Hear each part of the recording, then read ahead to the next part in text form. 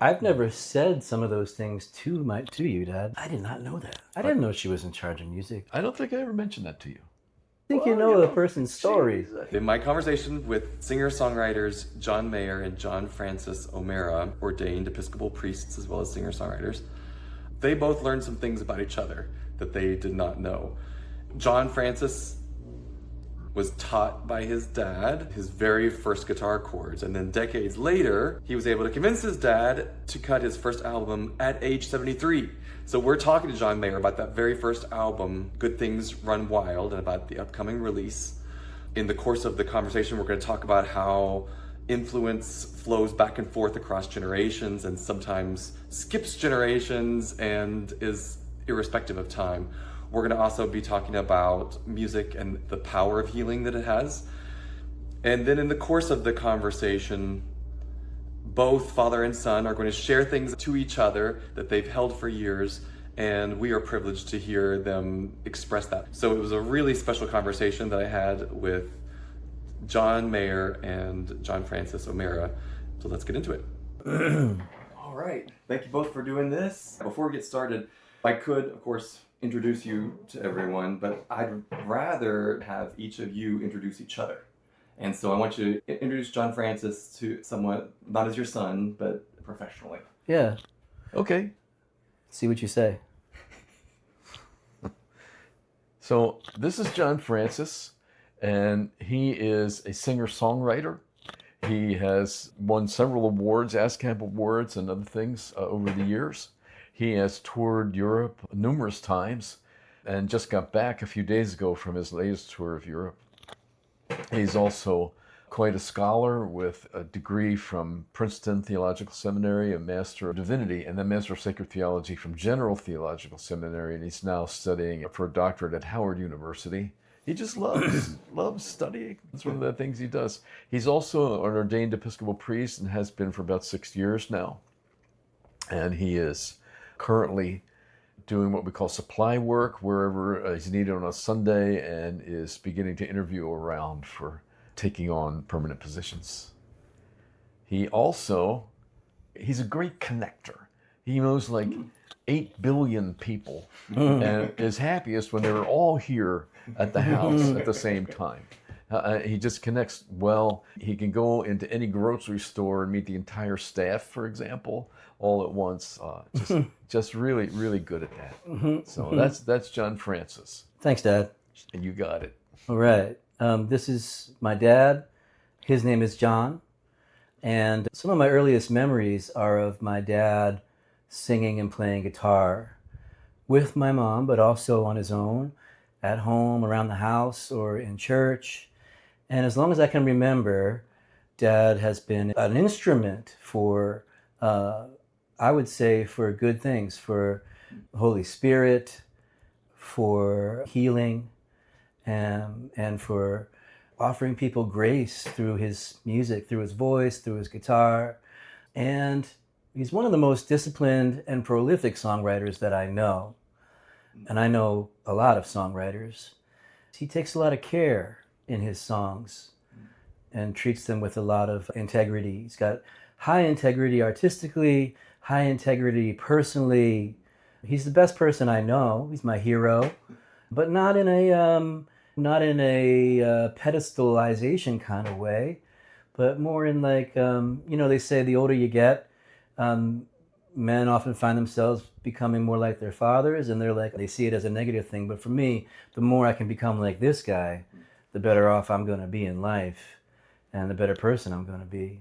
Yeah, Dad wants to connect people to healing and grace and the Spirit and a spirit of love. He's a pastor, and that really comes through in his songwriting, his care for the souls of the people around him in whatever room that he's in. He's also an Episcopalian priest and a great father and an excellent grandfather, which is fun to watch him with my nephew. Like every good thing that I've ever been able to do, it's because this man has facilitated it in some way. Also, I love his songs. One more thing, his full name, I guess for like album purposes, is John Maher, which gets confusing because there is this fella out there. I've heard of him. Yeah, but his name is Maher, and I've been making records since I was a teenager, and the John Maher conundrum has caused me to change my name to the Gaelic Irish spelling of my last name, one of the surnames associated with the anglicized version, which is Maher or Mar. So I go by John Francis O'Mara, if you're interested in searching for that. Great. So with these intros, did either of them surprise you? Is there anything surprising to either one of you?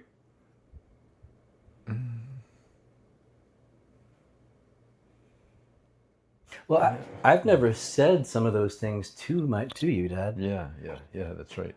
I like that. Yeah. Always meant to, wanted to. Yeah. Been meaning to. Well, here we are. Beautiful. Well, thank you, John. That was wonderful.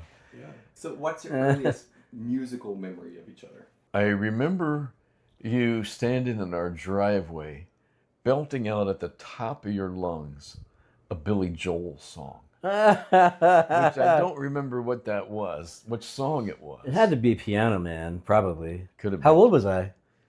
I'm thinking maybe 8 or 9. Oh, wow. Maybe 7.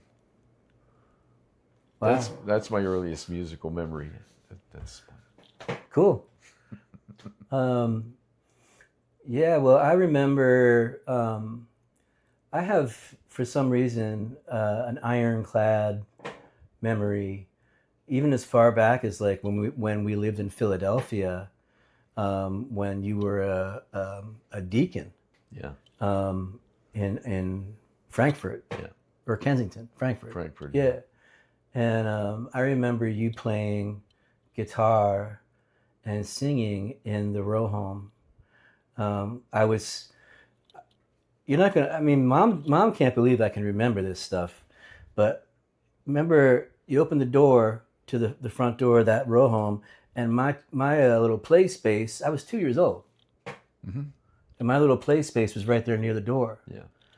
And I remember you singing, and I remember feeling very resonant with the emotion of what you were singing. And I'll tell you one more quick one.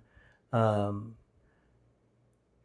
up, if mom and dad were rehearsing in the church, or like before the church service, because dad would lead the worship, mom would also sometimes lead the worship, they do it together. Or if I was late for church, which happened, and I pulled into the driveway, into the parking lot of the church, the only two voices that I could hear cutting through all of the other voices and through the wooden walls of the church way out into the parking lot. If I had my window rolled down, I could hear them while I was still on the street coming into the church, and they weren't using microphones. Yeah. So that's, I can believe that. yeah, that's that kind of thing. And I still get a lot of comfort from hearing them sing. Oh, good. So how did you each learn music? Was it formal training? Was it by ear? Should I go first? Yeah. I learned by just osmosis, I think, at first. It was just always in the house. It was always in the church. It was always just central. So central and so pervasive that it was just normal. Yeah. I thought that was normal. And I was writing songs, lyrics and melodies with the intention of performing them publicly and recording them by age like 12. And I would bring those lyrics and melodies to Dad, and you would figure out the key and with his guitar and figure out a guitar accompaniment perfectly. And then I'd sing the song and he'd play the guitar. And then shortly after that, I decided I wanted to play guitar and back myself up. So I'm sure you taught me several chords, and sometimes if I had questions, I mean, even today, I mean, the guitar is an endless, you can spend your life learning it. But early on, I would ask Dad how do you do this chord and whatever. And then as far as publicly performing, I just jumped right in. I might have known like 3 chords, 4 chords, and I was performing them with songs that I had written.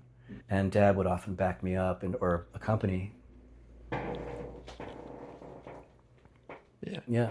Well, growing up in elementary school, we had the normal kind of stuff. I don't know where you grew up, maybe not, but like we did. But you learned the flutophone. Flutophone? Did you have to play the flutophone? No. Like a recorder, but it was plastic, white.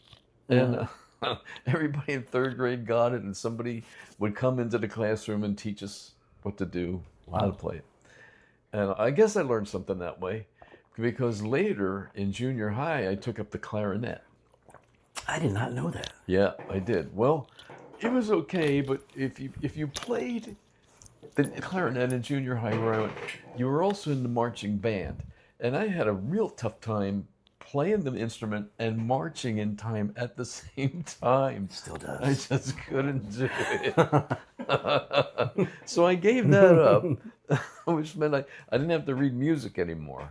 And it's kind of drifted away. Somewhere in that time, I just started fooling around on guitar and liked it, and then learned, from other guys, how do you do this, how do you do that? And we'd show each other stuff and just kept going from that. And I was good enough that when I went to college, was where I met your mom, because she was in charge of the music for the Newman Center. I didn't know she was in charge of music there. She was in charge of music at the Newman Center, yeah.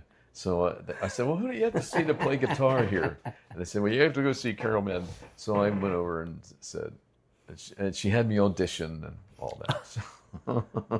Wow. Yes, You think you know a person's story.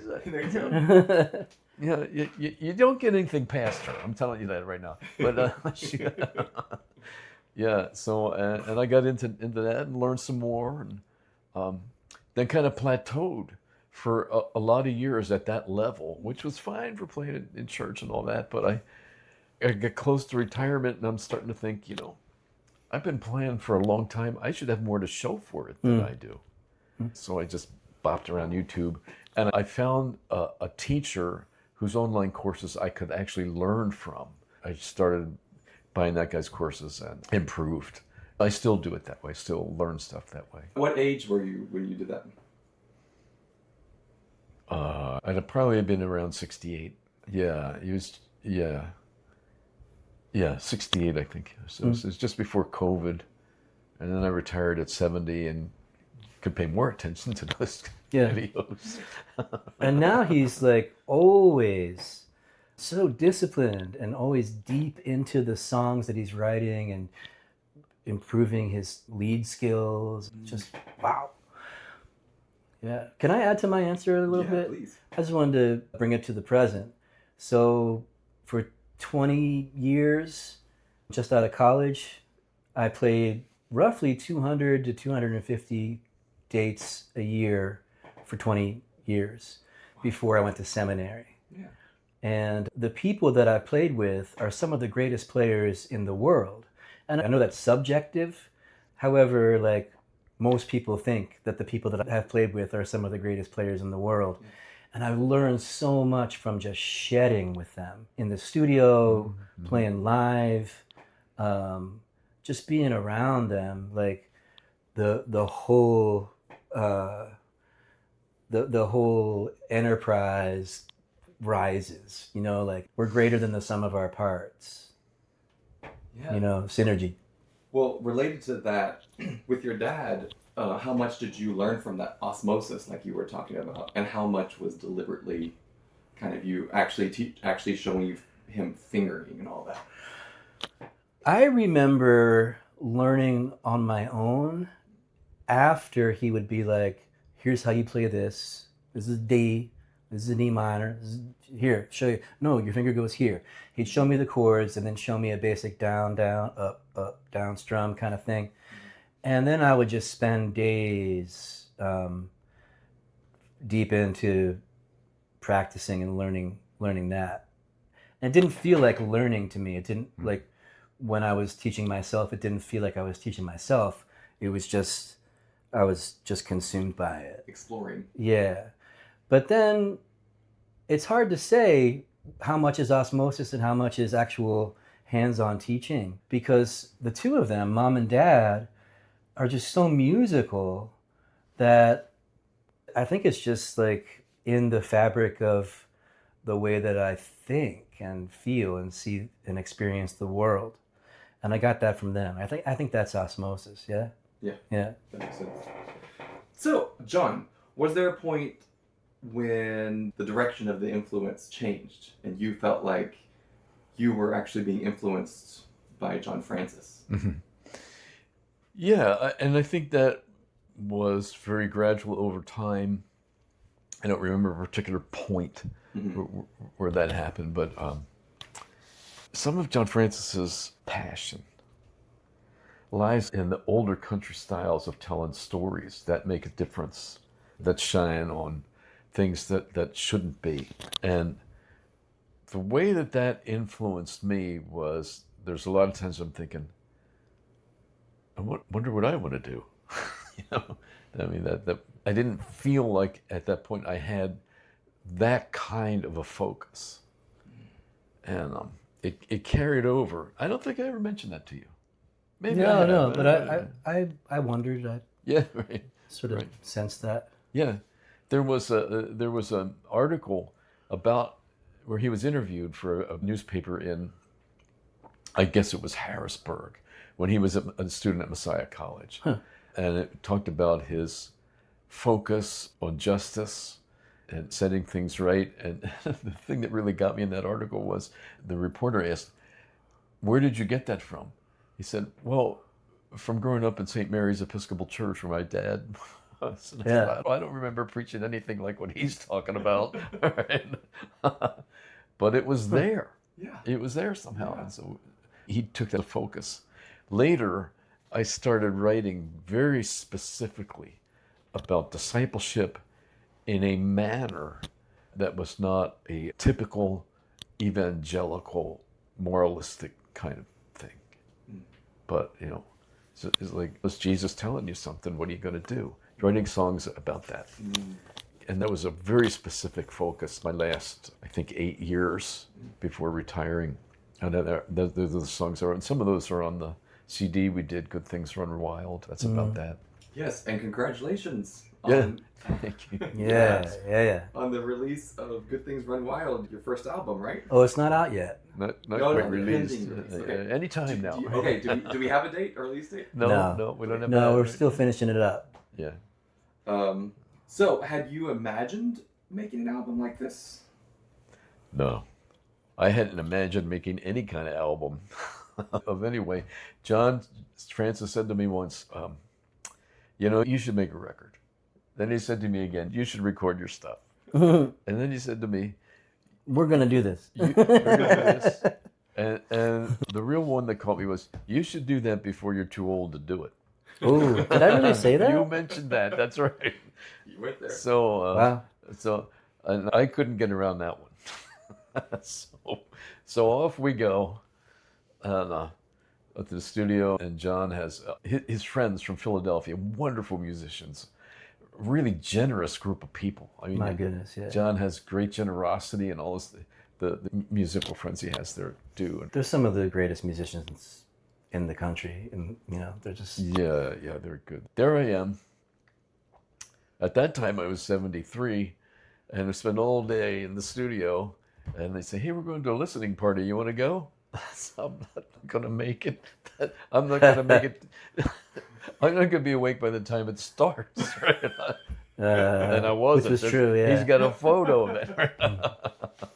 Yeah, the studio is grueling, but you nailed it, Dad. You really. Yeah, it was fun. I mean, yeah, you'd be great in the studio, like just natural. Yeah. Well, so the other guys were too. So it was easy. Yeah.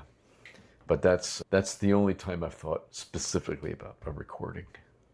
So, of course, both of you are thoughtful artists. So when you're thinking about the concept of the album, John Francis, when you first heard the collection, what did you believe it wanted to be as an album? And how close was that to what it came out to be? Yeah, I was impressed by how specific Dad was able to answer that basic question, like, what do you want this album to be? What's your vision for it? Because it could have gone different directions, all of which are in the house of like worship music. Now, not what people call contemporary Christian music or that industry. I mean, you could call it gospel, you could call it worship music, you could call it sacred music, you could call it congregational, you could call it church music. I just think it's really good music, and the melodies are just, I mean, talk about being influenced by each other. I'm just blown away by your melodies. Mm-hmm. And the tenderness of the themes of the songs is a thread throughout this record that's called Good Things Run Wild. Dad was able to articulate that everybody, every person, and then also every faith community has songs that the Spirit wants to give to them, or that their spirits want to give to God or to the world, right? For the furtherance of God's kingdom on earth as it is in heaven. And that's the thing that he was very clear about. And I was super impressed with that. So when we listened to the large body of demos that he recorded, 30 songs at least, something like that, maybe more, and then he pared them down to the ones he really wanted to be on the record, or with several maybes, and then we just kept listening and listening. And what emerged was what I think is a very deep, layered, and rich, vulnerable. Some of these songs are very vulnerable. And even the ones that are really like upbeat and rockin' or blues driven, like Turn Around, even that is very personal and vulnerable somehow. And it's just not this surface dweller, like kiddie pool stuff that you hear in most, I'm sorry to say it, I hope nobody's offended that I say this, but when it comes to music, most of the church lives in the shallow end of the pool, but not this guy. Mm-hmm. Yeah, so you both are attracted to depth and to emotional honesty. And so one of the questions I have for both of you is there ever a point where you advise each other, hey, that's too far, or to protect yourselves in any, or do you both just feel, whatever you have to share in music, share it?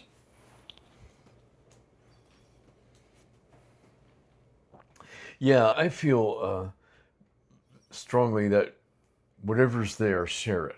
Whatever you come up with, share that. That's important. That's significant. It comes from your heart. It comes from what the Spirit of God has put there, and shouldn't be held back. The only way I might think, and I don't think I've ever thought this, but I might think, well, that's gone too far, would be some technical matter, like that note's too high. Like that, right? Too many syllables right there. Oh, right? My goodness! Right? Or something about the melody. But even then, I would hold back saying that, because that just might be part of what the gift of that song is. And that's the important deal, I think. I want that to be expressed. Yeah. We're on the same page with that. It's really interesting because I think I've always believed that a song has kind of a life of its own, and the craft of songwriting and then performing that song. And in a church setting, it's performance, but it's beyond performance. Yeah.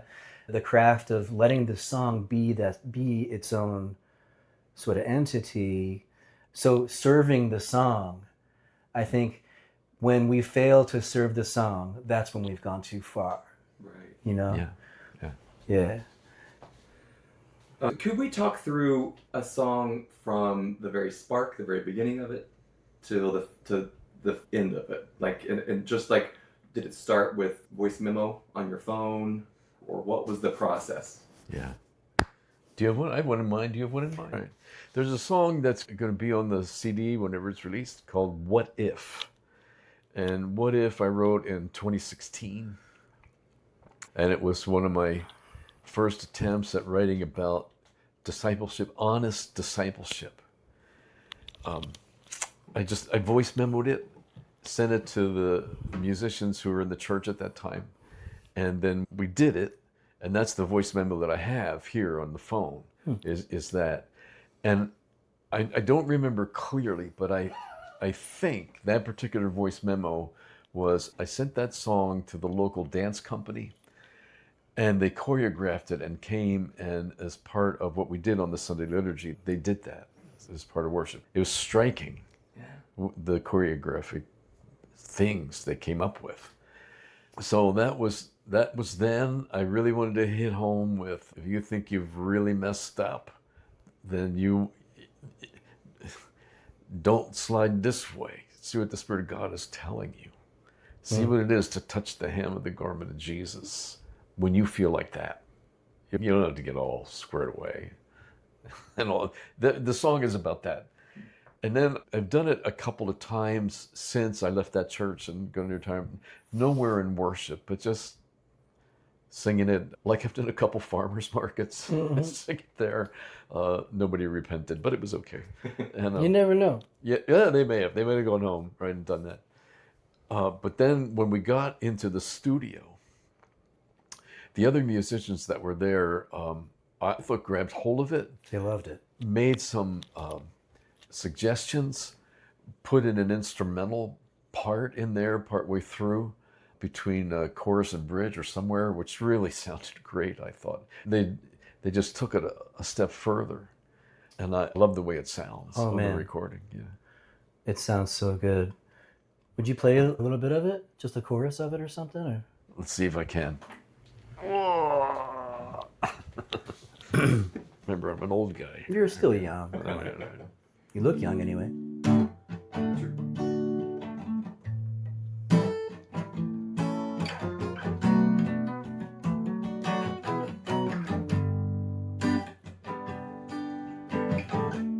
What if I fail? What if I fall again? What if I can't go on? What do I do then? What if I hurt someone? What if it all goes wrong? La da da da da da. There you go. What do I do then? I wanna have the promise. I wanna hear the prayer. Wipe away every tear. I wanna have the healing. Would you fill the empty space? Wipe away every tear. To touch your garment's hem, to feel your healing touch, to know you call me your child. To touch your garment's hem, to feel your healing touch, to know you call me your child.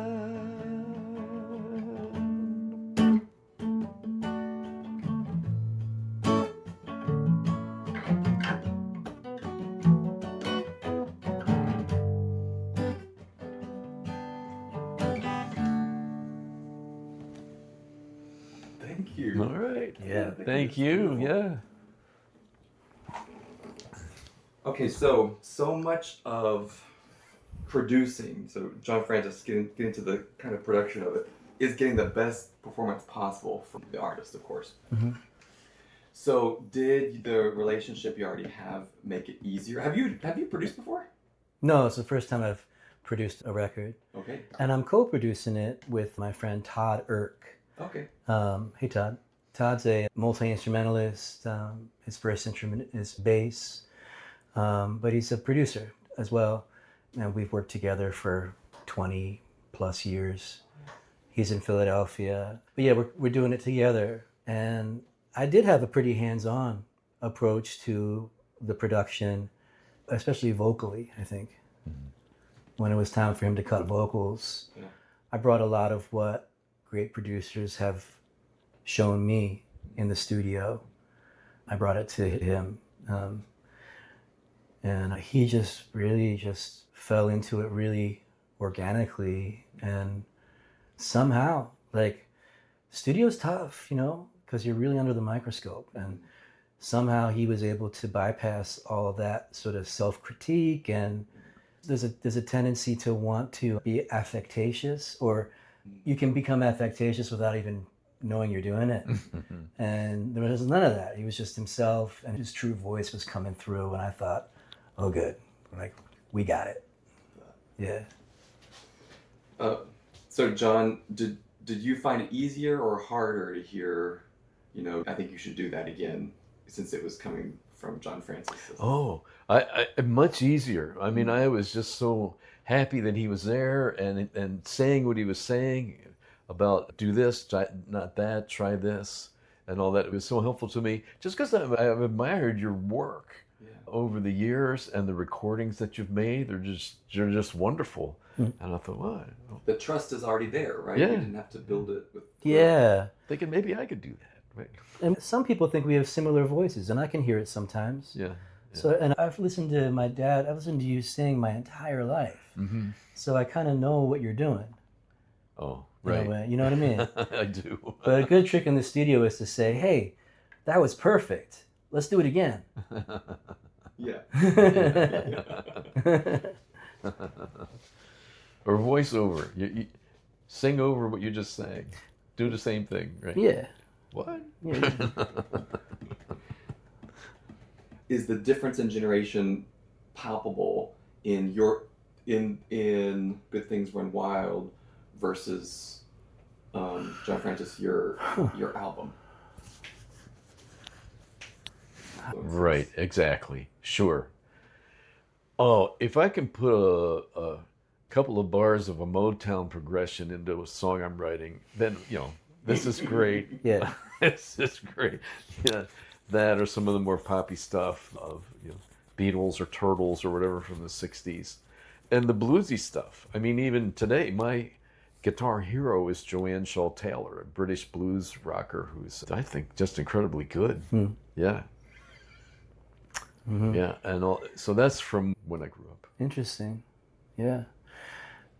I think in terms of influences and also traditions, musical traditions, Dad, you said it earlier, I come from a storytelling tradition, like a Woody Guthrie, Bob Dylan, you know, Townes Van Zandt, that old folk and country tradition.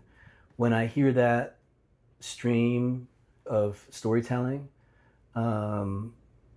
in rock and roll, that's really what turns me on. So, and I think, Dad, I noticed more Paul McCartney influences in his writing than I would have. And then also the Motown. I lean toward Black spirituals and Black gospel music. And in that sense, I'm doing something older than Motown. I love Motown, but I tend to write like I'm from like early 1900s or something. Yeah. Yeah, that makes sense. So is there something musically that you envy in each other? You hear that and think, oh, I really like that, and then wish I had more of that in me.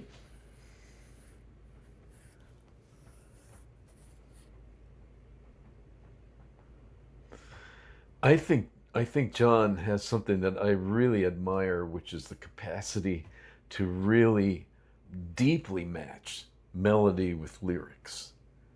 The melody reflects the lyrics, and the lyrics reflect the melody. It's almost a natural capability for you, and I need to work at that more so. So that's So I wished I had more of that. Wow, that's encouraging.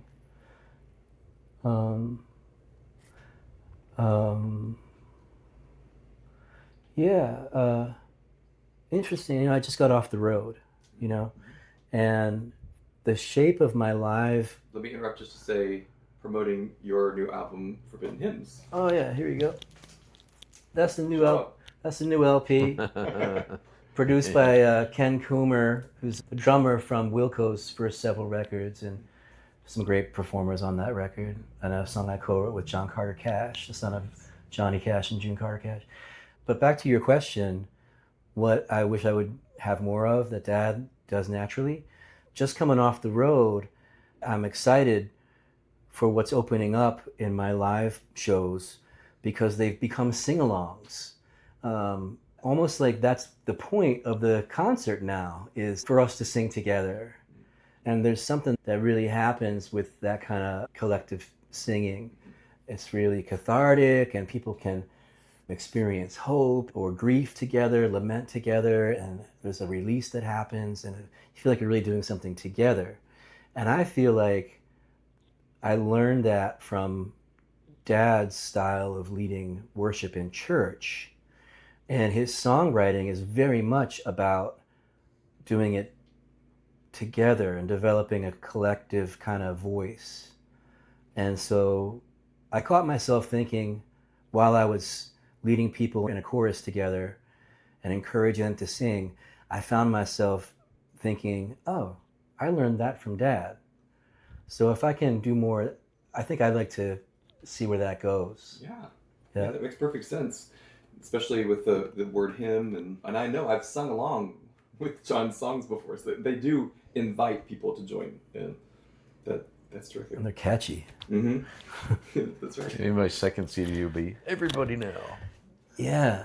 Yeah, your songs are so catchy. They really get in your soul, in your head, roll around in there. And Good. Yeah. one of the things I really like about your songwriting, Dad, is I've often thought about songs building like a formulaic structure. Yeah. Verse. Okay, the verse is really good. Done. Chorus. Okay. Good chorus. Done. Verse, chorus, bridge, chorus, out. Right? But the way that you write the songs, I think most of the time, or on this record anyway, on Good Things Run Wild, is it's hard to explain. It's like it seems less formulaic because the song is from the get-go inviting people into collective singing. Oh, yeah. Instead of waiting for the chorus. Yeah. I don't know. Does that make sense? I don't think I explained that very well, but Makes sense to me. I wanted to ask you some things about your shared vocation, because that's a cool thing too. Obviously, you're both Episcopal priests as well as musicians. So, one of the questions I have is the kind of layering of faith, music, storytelling, all of those. Where can you kind of pin that down as starting? It's interesting because you were talking about, like, as a teenager, like pulling up and hearing them singing together and being worship leaders together. When did you start sharing your music with the congregation instead of just using existing?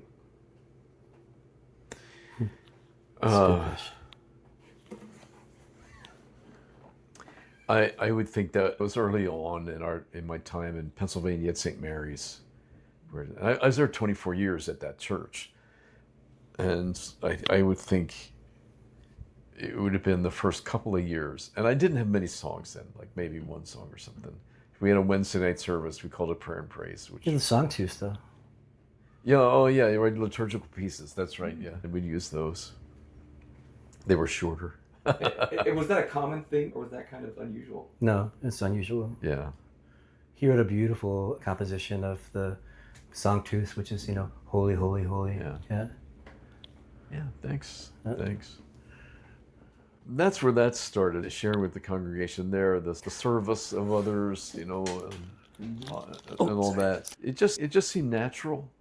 It just seemed like it was all there at the same time. There was a ministry at St. Mary's that one of the members started called Harvesting Hands. And they just was in that guy's heart. And what we did at the church released him into that. He had a piece of his property that was a garden, and every Tuesday night the kids from the church would go and he'd teach them how to garden, and they harvest it and take it to people who needed it in the community. Yeah, it was wonderful. I can concur with that and harken back to the St. Mary's days. People of all stripes would come, but there was a real common thread that they all, I think most of them had, which was they were just really hurting people. And a lot of blue-collar people, farmers and bikers, real salt-of-the-earth people, carpenters, and the life of the people in that congregation is certainly very, like, it was really intertwined with what the music was doing in that church.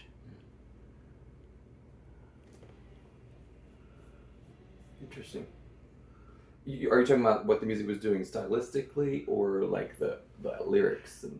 The connection to the spirit, and I should have said what the spirit was doing through the music, with the music, in the lives of those people that had a lot of wounds. Wounded people were really attracted to that congregation because it was a deep source of compassion, and there was so much healing in that music. Healing from trauma and healing from broken relationships or just being kicked around by the world, you know. There was a lot of healing going on there. And yeah, I mean, going back to what early question, or the thing that you said earlier about how you were surprised in that interview I had in college with the newspaper where I said, I learned justice and the works of mercy from St. Mary's Episcopal Church under my dad's pastoring, and also my mom's influence, and how music was all enveloped with that. And the music ushers in the Holy Spirit, and vice versa, right? And empathy and the desire to heal people and heal the world and to be healed. Justice is a response to brokenness in the world, a sense of justice. And I think whenever that's sort of like, when people are responding to the needs of broken people and wanting to work for justice and do the works of mercy in the world, clothing the naked, feeding the hungry, and at the same time asking why they're hungry and asking why they're naked to the powers that be, I think that sense of justice is from the Holy Spirit. That's where people learn it. It's taught, you know, and to be immersed in a congregation where the Holy Spirit is so palpable, which St. Mary's was, that changes the shape of a person's conscience and a person's heart and the way they see the world. It's true. Dad didn't tell stories of the marginalized very often, sometimes, but that wasn't the main focus. And he didn't preach justice squarely on the nose from the pulpit. But when the Holy Spirit is in the room, that's what starts happening. People start to give a damn about other people. That's actually a good lead in to my next question, which is preaching and songwriting. For both of you, let's start with you, John. So that part that notices a human story and tries to empathize and give it meaning, are those forms, preaching and singing, are they fundamentally different to you, or do they feel like they come from the same place? Yeah, great question. They come from the same place. Songwriting and preaching are two, of course, disciplines. The preparation are a set of disciplines. And I found that as I went along, I've been ordained 46 years now. And a few years back, I started thinking, I'm looking at the Bible so I can have something to say on Sunday. And I need to look at it so that something happens to me, whether I say it on Sunday or not. And the preparation for sermons, I didn't know how to do that, how to get it to be just for me. So I thought I could write a song about this, and something will start moving inside it in the way that it doesn't when I'm preparing for a sermon. Mm-hmm. And that's what I do. It's helpful. I've shared that a few times in the congregation. this is what I do. What do you do for the Bible to talk to you? Right? Yeah.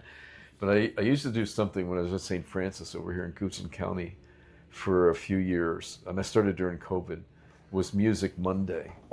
And if I had hit something in the scriptures that struck me, the first thing I would do is write a song about it and then send that to the congregation, saying, how's the Spirit of God striking you today, or something like that. Because I didn't want to just be the guy who brings something on Sunday morning to you without it affecting me. And I didn't want the congregation to be the ones who come on Sunday morning to get what the guy's bringing. Mm-hmm. Just break that codependent cycle. It's transactional too, isn't it? Yeah. What about for you? Yeah, I was preaching before I was ordained. My approach to preaching changed radically at Princeton Theological Seminary. It was really, I think, dedicated to the craft of preaching. And I learned the most in a course called African American Preaching with a professor named Cleophas LaRue, Dr. Cleophas LaRue. And he's a great mentor. He's become a friend. And now at Howard School of Divinity, which of course is an HBCU, historically black college and university, the African American styles of preaching, I say styles because there's a plethora of different approaches to preaching in any tradition, really. I'm learning so much about the cadence of preaching and the rhythm of preaching and the hook, the repetition, the concision, to be concise, and the poetry of it. So in that sense, because it's an audible form of craft, it is very musical. And I think in the Black traditions, it's even more musical. And then also as a Irish American and spending a lot of time immersed in Irish culture and poetry and music, that all comes out in my preaching style as well, which is also very poetic and musical and lyrical and rooted in storytelling. And so in that sense, it's very much parallel and has many of the same components. And writing a song is a very difficult craft. It's hard to write a good song. The only way I know how to write a good song is if it just kind of downloads from the ether, right? And just shows up. And then maybe I have to tweak it here and there and polish it up, but it comes like fully formed. But the craft, I'm still very much growing as a preacher and very much growing as a songwriter. But I would say because of the Black tradition in America and because of the Irish tradition that runs in my family, I feel like preaching and sermons and songs can be so interchangeable. Sometimes I sing a song instead of doing a sermon. Yeah, that's interesting. So does he. Yeah. The titles, Good Things Run Wild and Forbidden Hymns, these are, evocative, the beautiful titles. Yeah. So what does each title mean to you? So let's start with you, John. Yeah. Good Things Run Wild. I came across that just, catching up on my reading. And in a lot of books, there's a saying, a quote in the beginning of the chapter, and somebody quoted G.K. Chesterton. The purpose of church order is for good things to run wild. And I thought, well, that's the church I want to go to. So I took that, wrote a song about that, using that as the prompt. And I thought, well, that's a good project title. Yeah, that's a great title. Yeah. Hey, that's an example of something I wish that I had written or come up with. What do you think what's the Forbidden Hymns mean to you, John? To me personally, it's the hymns that unconsciously or openly sections of the church do not wish to sing because of the content and the challenge. Mm-hmm. Yeah. Mm-hmm. It's uncomfortable. At best. Yeah. I'm more controversial. Yeah. Wow, yeah. I had people on this tour tell me that they were exhausted after my concert. And these people said, like, it's a real commitment to listen to you sing. Yeah. Like, yeah. They're gonna have to think. And feel. I feel. Yeah.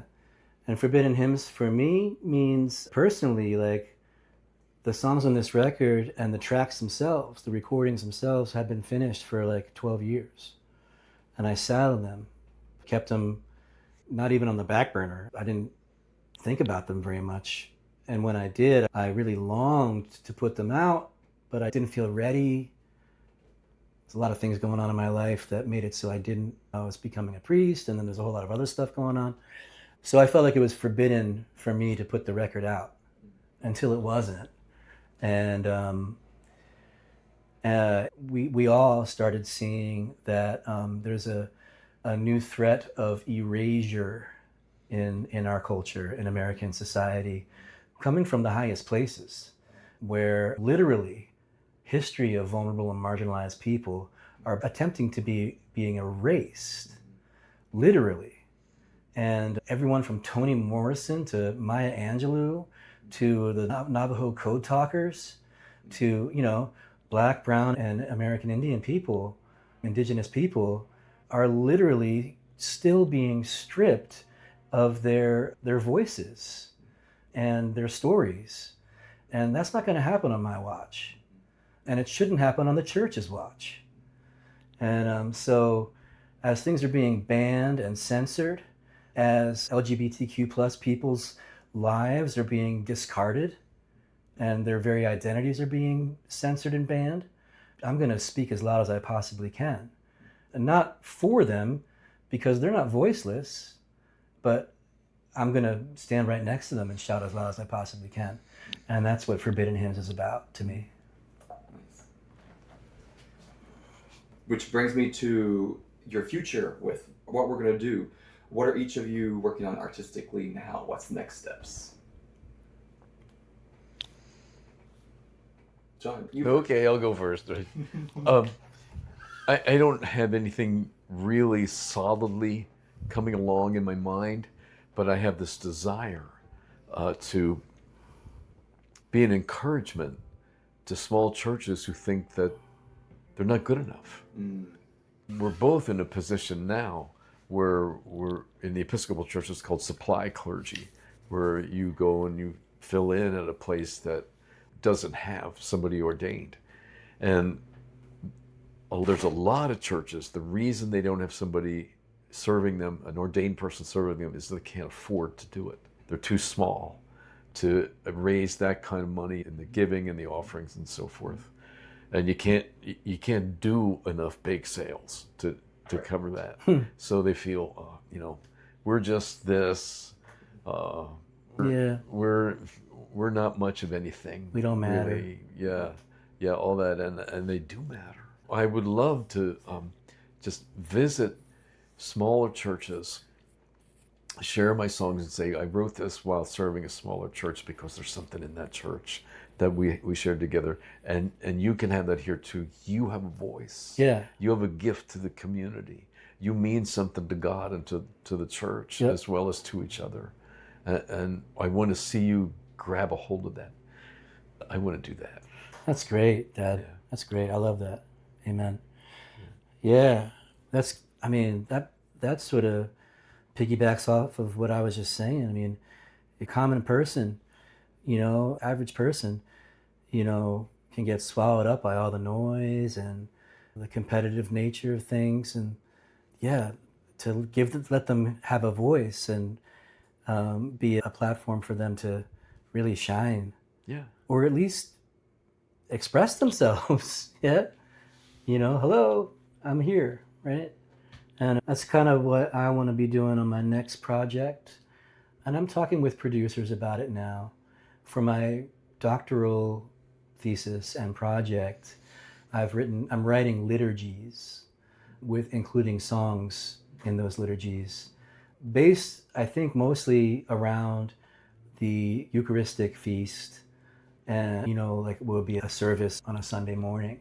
And I'm writing them for 3 different contexts: an African American church context, a predominantly European American context, and a protest context. So a group of people at a protest. Because liturgies are scarce, liturgies that are around collective lament. And lament as an expression of grief, yes, but also in pointing in hope for a better world. We grieve because we know a better world is possible and it's not here yet. And so I'm writing liturgies around that for those three contexts, as well as proclamations of liberation and hope and joy. You know, joy is one of the greatest ways to rebel against despair. So the liturgies are prayers to be prayed collectively and songs to be sung collectively. So my final thesis will include an album of those liturgies being prayed and sung, recorded professionally by a guy named Phil Nicolo, who's a multi-Grammy winning recording artist who also happens to be one of my good friends. And he's also mixing Dad's record, that Phil Nicolo. Yeah. So I'm doing that, and I've got this whole body of other work that's not, I wouldn't call it gospel or protest. Like the one I was just describing is a gospel and protest kind of collection concept. Then I got this whole other record that's almost finished, well, half finished, at the Cash Cabin, of songs that haven't been released yet. And those are, some of them are social commentary and topical, but most of them are just really sad love songs. And rockin', like Americana, classic country kind of Springsteen-esque kind of stuff, you know? And I've got a bunch of other ideas that I'll get around to, but those are the two next things I'm gonna... Oh, and I'm recording a live record in Switzerland in November, acoustic, in a beautiful old church that was built in the 1700s. Just myself and another guitar player named Thomas Marmier. He's a great guitar player, and we've worked together for 17 years. So we're doing a live record, just the two of us and a fiddle player. No mics, you know, not plugging in, because the church itself is the acoustic resonator. It's going to be a live album with a video and audio. So look for that too. Yeah, that sounds exciting. So what is one thing you hope the other person never changes?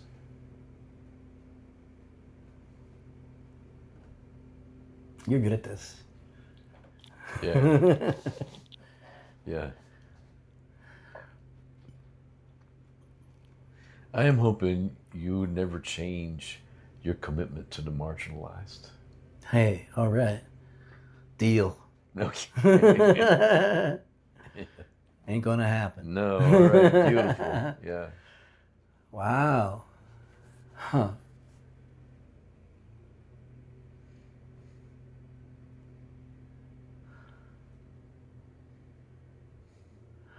I hope, Dad, that you never change for the rest of your life your